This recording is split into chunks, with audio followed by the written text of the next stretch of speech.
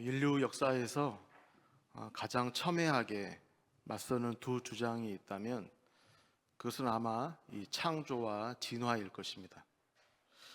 성경은 우리에게 이 창조주 하나님을 말씀합니다. 오늘 우리가 읽은 것처럼 태초에 하나님이 천지를 창조하시니라.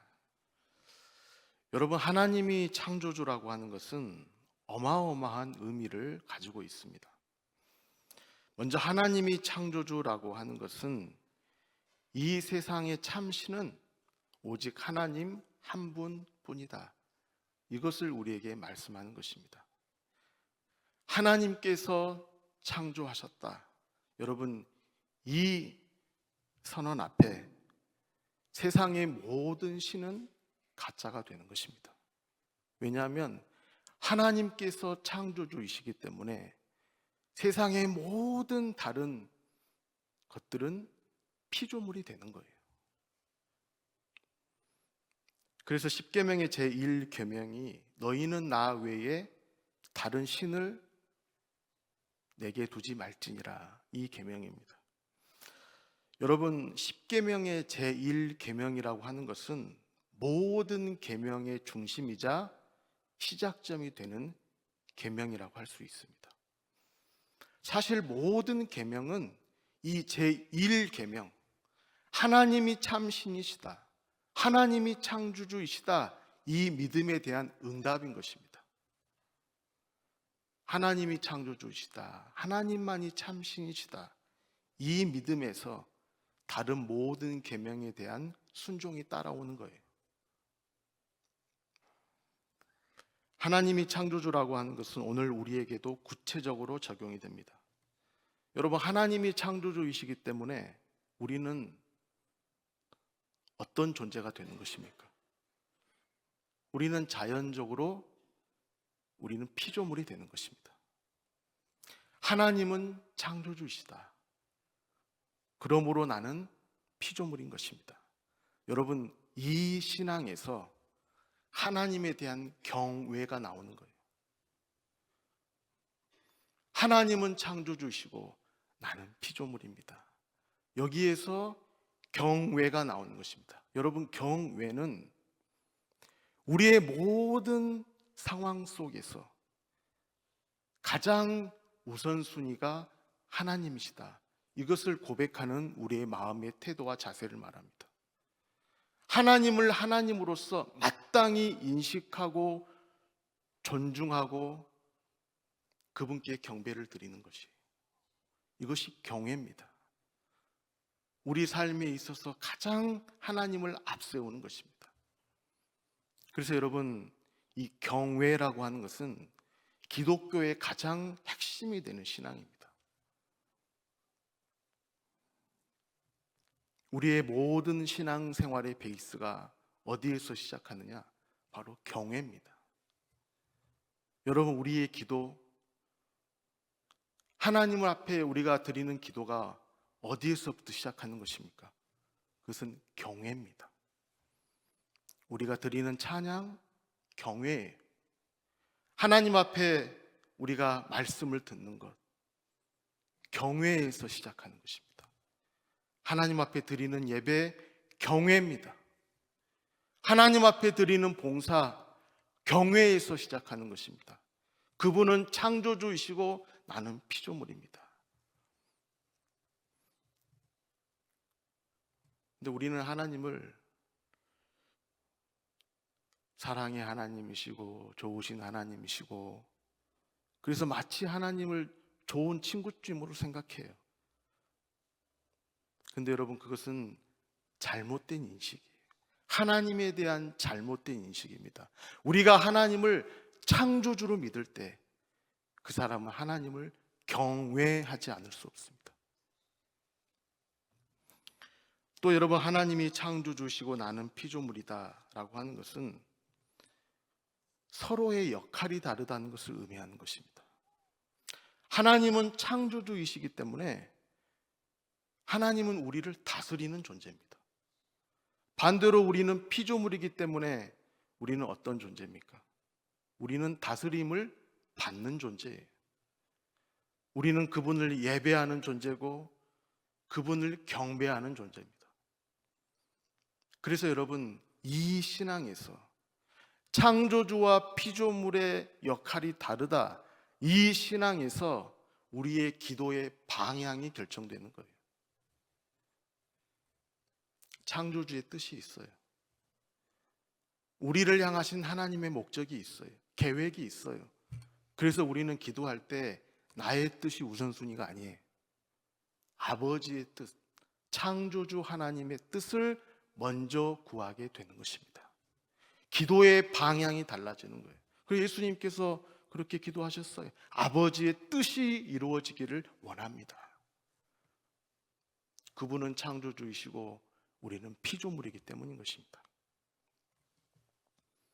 여러분, 우리가 하나님을 창조주로 믿는다고 할 때 우리가 하나님의 창조 장면을 직접 보고 믿는 건 아닙니다. 하나님께서 천지를 창조하셨다, 그 장면을 우리가 직접 목격하고 창조주 하나님을 믿는 건 아니에요. 이 땅에 어떤 사람도 창조하시는 하나님의 그 장면을 본 사람은 한 사람도 존재하지 않습니다. 그래서 성경은 하나님께서 어떻게 세상을 창조하셨느냐, 그게 중요한 게 아니고 누가 창조하셨느냐, 이걸 중요하게 보는 것입니다. 그래서 여러분, 우리가 성경을 자세히 보면 하나님께서 이것은 이렇게 창조하셨고 저건 저렇게 창조하셨고 어떠한 비율과 조합으로 이것을 창조하셨고 그렇게 구체적으로 기록하고 있지는 않습니다. 하나님께서 말씀으로 창조하셨다, 그게 끝이에요. 오늘 성경에도 보십시오. 빛이 있으라 하시니 빛이 있었다, 끝.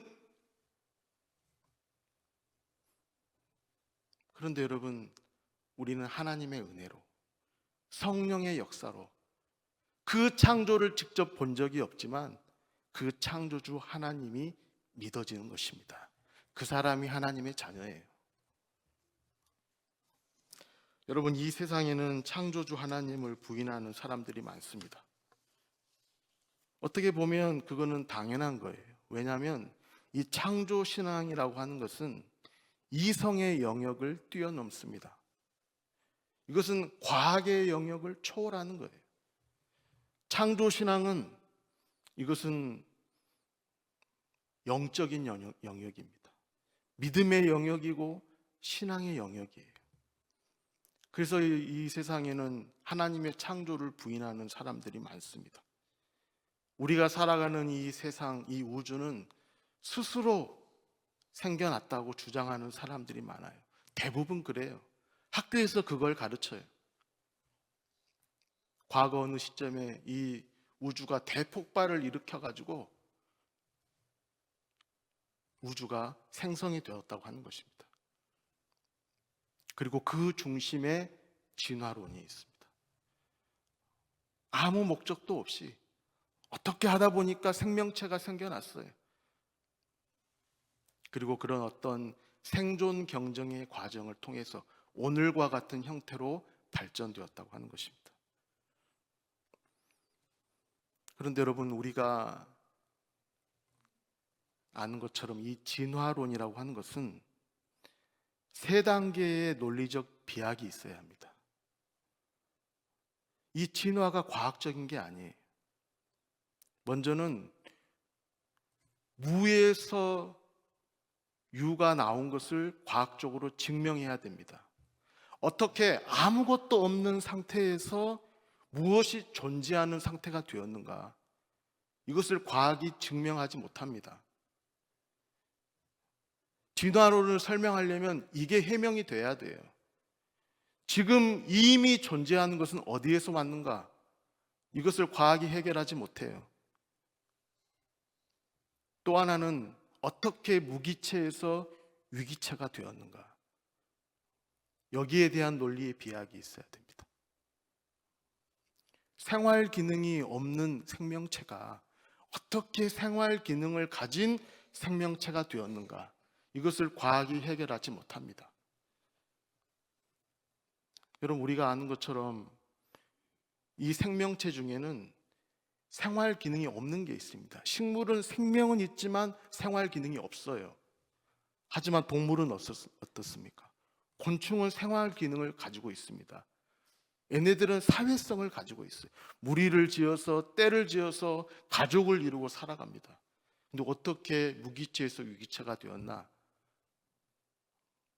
이걸 설명하지 못합니다. 뿐만 아니라 어떻게 유기체에서 인격체가 되었느냐? 오직 인간만이 언어를 가지고 소통하는 인격체입니다. 어떻게 생활 기능을 넘어서서 인격체가 되었느냐? 이걸 설명하지는 못해요. 이걸 스킵해야 돼요. 그래야 진화가 성립하는 것입니다. 그래서 여러분, 이 진화론이라고 하는 것도 하나의 신앙이고 모순과 허점이 많은 세계관입니다. 성경은 여러분 분명 이 진화론을 배격합니다. 그리고 그 종류대로 만드셨다. 분명히 그렇게 말씀하고 있어요. 하나님께서 식물은 식물대로 만드셨어요. 동물은 동물대로 만드신 것입니다. 종류대로 만드셨어요. 개는 개고 고양이는 고양이에요. 원숭이가 변해서 사람이 된 게 아니에요. 원숭이는 원숭이로 만드신 거예요. 사람은 사람대로 만드신 것입니다. 성경은 분명 하나님께서 진화가 아니라 그 종류대로 창조하셨다. 이렇게 계시하고 있습니다. 여러분, 이 창조와 진화라고 하는 것은 우리의 세계관에도 중요한 영향을 끼칩니다. 여러분, 이 우주가 자연적으로 아무 목적 없이 어느 날 생겨났다. 과거 어느 시점에 그렇게 생겨났다고 한다면 미래도 그런 거예요. 미래도 기약이 없어요. 아무 목적 없이, 아무 계획 없이, 아무 지향점 없이 이 우주가 생겨났기 때문에 미래도 그럴 것입니다. 어쩌다가 어떻게 살다가 우주가 멸망하게 될 거예요. 하지만 여러분, 성경은 어떻습니까? 성경은 분명한 시작이 있고 끝이 있다 말씀하십니다. 창조주 하나님께서 이 우주 역사를 시작하셨습니다. 그리고 그분이 심판주로 오시는 날 이 인류 역사는 막을 내립니다. 시작이 있고 종말이 있습니다. 처음과 나중이 하나님께 있습니다. 그래서 그분이 알파와 오메가예요. 여러분, 이것이 성경적 세계관입니다.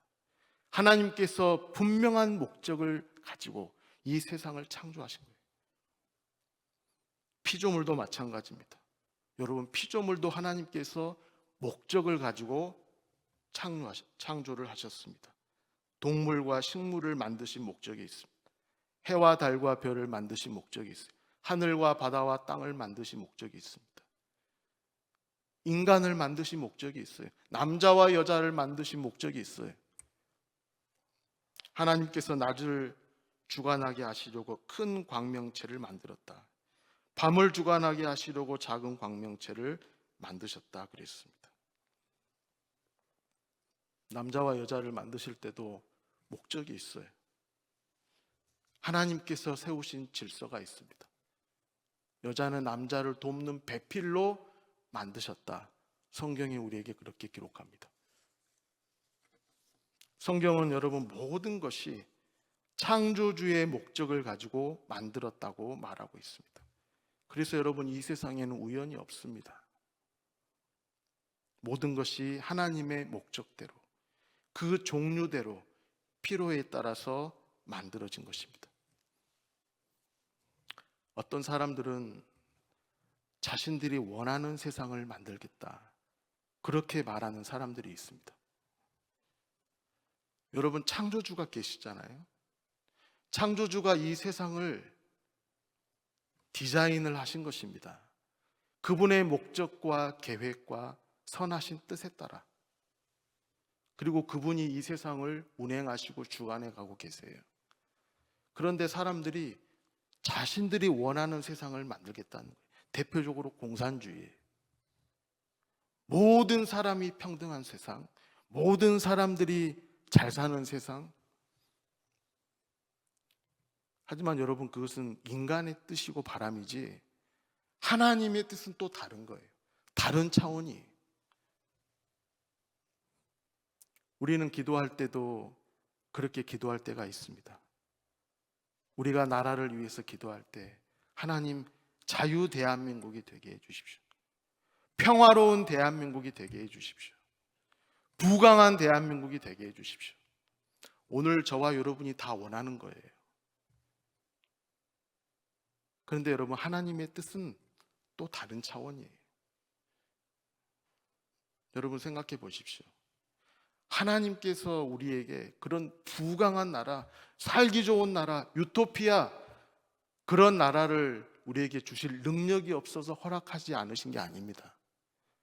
오늘 저와 여러분이 아무런 걱정 근심 없이 모두가 다 평화롭고 부유한 삶을 살아간다고 생각해 보십시오. 그래서 세상에 안주하고 하나님을 잊어버려요. 여러분, 그것을 하나님께서 기뻐하시겠습니까? 하나님께서 능력이 없어서 우리에게 그런 나라를 허락하지 않으신 게 아닙니다. 여러분, 복음은 이 땅의 평화가 아니에요. 우리 마음의 평화예요. 복음은 이 땅의 부귀영화가 아닙니다. 우리 마음의 부요함이에요. 그래서 사도 바울이 로마서 14장 17절에 그렇게 말합니다. 하나님의 나라는 오직 성령 안에 있는 의와 평강과 희락이라. 복음은 우리 마음의 평화예요. 예수 그리스도를 믿음으로 하나님께서 우리 마음에 주는 평화와 기쁨과 안식인 것입니다.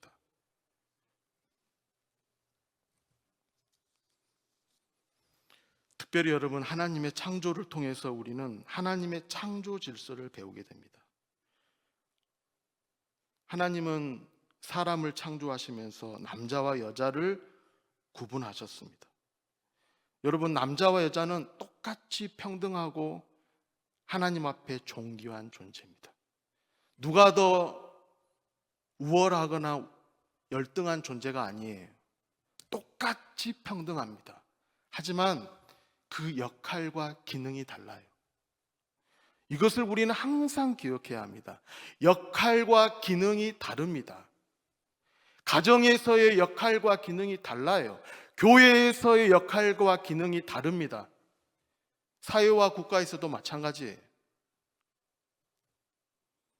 오늘날은 하나님의 창조의 질서가 무너져 가고 있습니다. 가정에서 무너져 가고 있어요. 교회에서도 무너져 가고 있어요. 하나님의 말씀대로 안 해요. 사회와 국가도 마찬가지. 여러분, 우리나라도 분명 이 창조 질서에 역행하는 법이 앞으로 만들어질 것입니다. 대표적으로 모든 성을 인정해야 된다는 거예요. 그래서 여자지만 남자로 살고 싶다는 사람들이 있습니다. 남자지만 여자로 살고 싶다는 사람도 있습니다. 나는 50%만 남자로 살고 50%는 여자로 살고 싶다. 그런 사람들도 있어요. 나는 남자지만 남자이고 싶지 않고 여자지만 여자이고 싶지 않다는 사람도 있습니다. 나는 완전한 남자이지만 또 완전한 여자이다. 그렇게 말하는 사람들도 있어요. 나는 여자도 아니고 남자도 아니다. 나는 성 정체성이 없다. 그렇게 말하는 사람들도 있습니다. 세상은 그걸 성소수자라 그래요. 그리고 평등과 인권이라는 말로 그것을 포장하고 위장합니다. 하지만 이 모든 것들이 다 하나님의 창조 질서를 부정하는 것입니다. 왜냐하면 성경에는 남자와 여자밖에 없어요. 하나님께서 남자와 여자를 창조하셨습니다. 그래서 100% 남자든지 100% 여자든지 둘 중에 하나예요. 다른 제3의 성을 하나님은 창조하신 적이 없습니다.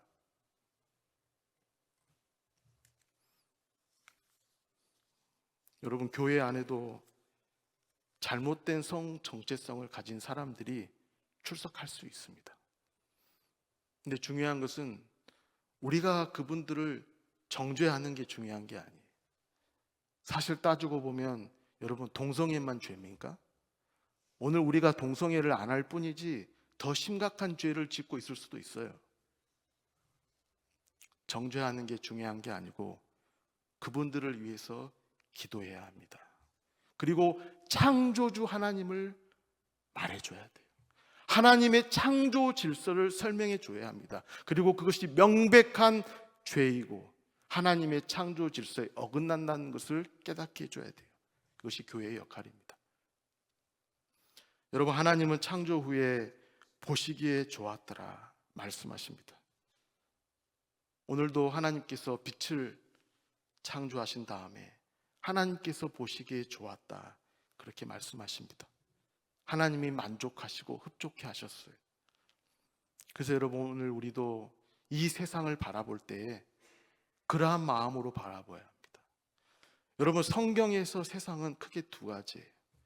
하나는 하나님께서 만드신 이 창조 세계, 코스모스입니다. 그리고 또 하나는 하나님을 대적하는 세상의 문화와 가치관입니다. 이것을 똑같이 다 세상으로 표기했어요. 근데 하나님께서 보시기에 좋았더라. 이 세상은 하나님이 지으신 피조 세계를 말합니다. 우리는 이 세상을 바라보면서 하나님께서 창조하셨구나, 참으로 아름답구나, 참으로 놀랍고 위대하구나, 하나님께서 이 세상을 사랑하시는구나, 그러한 마음으로 바라봐야 합니다. 내가 어쩌다가 이런 세상에 태어났나, 그렇게 세상을 비하해서는 안 됩니다. 그것은 죄의 결과일 뿐이에요. 여러분, 창조주 하나님은 창조하신 세상을 오늘도 다스리고 통치하고 계십니다. 하나님의 선하신 목적과 계획과 뜻 안에서 하나님의 완전하신 사랑과 지혜와 능력 안에서 이 세상을 통치하고 계십니다. 비록 이 세상에 전쟁이 있습니다. 폭력도 있고 질병이 있고 아픔이 있고 재난이 있고 수많은 사건 사고들이 있습니다. 하지만 여러분, 그럼에도 불구하고 결국은 하나님의 뜻대로 될 것입니다. 하나님의 자녀는 이 하나님을 믿습니다. 이 창조주 하나님을 믿습니다. 그래서 우리가 이 거친 세상, 수많은 사건 사고들이 난무하는 이 세상을 살아가지만 그럼에도 성도는 마음의 평정을 유지할 수 있는 거예요. 왜냐하면 창조주 하나님께서 그분의 선하신 뜻과 목적대로 이 세상을 주관하고 계시기 때문이에요. 더 나아가 지금 창조된 세계는 언젠가는 종말을 맞을 것입니다. 새 하늘과 새 땅이 임할 거예요. 예수님께서 말씀하셨잖아요. 내가 너희를 위하여 거처를 예비하노라. 그 거처가 예비되는 순간 하나님의 자녀들에게 새 하늘과 새 땅이 임할 것입니다. 그때가 언제일지 아무도 몰라요. 그래서 우리는 항상 깨어 있어야 돼요. 예수님께서 내가 도둑처럼 오리라 말씀하셨습니다. 뿐만 아니라 오늘 저와 여러분에게는 이 우주의 종말뿐만 아니라 개인의 종말이 있어요. 하나님께서 우리를 언제 부르실지 모릅니다. 그래서 우리는 항상 깨어 있어야 합니다. 창조주 하나님과 항상 바른 관계 안에서 살아가야 합니다. 우리가 그러기 위해서는 오직 예수 그리스도 안에서 하나님과의 관계를 바르게 할 수 있습니다. 여러분, 누가 창조주 하나님을 믿을 수 있습니까? 누가 이 창조주 하나님을 경외하며 그분의 창조 질서를 기뻐하며 하나님과 동행하는 삶을 살아갈 수 있습니까? 어느 목사님께서 대학교 캠퍼스에서 전도를 하다가 한 학생에게 전도를 하게 되었습니다. 근데 이 전도를 하는데 그 학생이 이 목사님에게 그랬어요. 목사님, 저는 다른 건 모르겠는데 요나가 어떻게 3일 동안 물고기 뱃속에 있는데 살아나올 수 있습니까? 저는 그것을 도저히 믿을 수가 없습니다. 그래서 저는 하나님을 믿지 않습니다. 성경을 믿지 않습니다. 성경은 다 신화나 전설 같은 이야기잖아요. 그렇게 말했다고 합니다. 그래서 이 목사님께서 이 학생에게 요나의 이야기를 자세하게 설명해 준 건 아니에요. 그 대신 복음을 전해줬어요. 예수님에 대해서 전해줬어요. 우리가 죄인이라는 사실을 말해줬어요. 예수님께서 우리의 모든 죄를 담당하시기 위해서 이 땅에 오셨고, 그분이 하나님이시고 그분을 믿는 자마다 하나님의 자녀가 된다. 그 예수님의 존재와 사역과 인격을 이야기해 줬습니다. 그런데 여러분, 이 학생이 하나님의 은혜로 그 복음을 믿게 된 거예요. 그런데 재미있는 것은 그 복음을 믿고 영접했는데 성경의 모든 말씀이 믿어지면서 요나의 이야기도 다 믿어진 겁니다. 여러분, 이것이 복음입니다. 하나님께서 세상을 창조하셨다. 우리가 지식적으로 동의는 할 수 있어요. 교회에 안 다니는 사람도 그 하나님을 우리가 동의할 수는 있습니다. 하지만 그 창조주 하나님과 어떻게 인격적으로 교제하며 그 하나님을 전적으로 신뢰하느냐, 이것은 복음을 믿고 영접해야 돼요. 우리가 예수님을 믿을 때에 그 사람이 진정 창조주 하나님을 경외하며 그 하나님을 예배하며 하나님의 창조 질서를 기뻐하며 하나님의 뜻에 따라서 순종하기를 기뻐하는 사람이 되는 것입니다. 여러분, 그래서 그리스도인은 이 모든 사건의 증인입니다.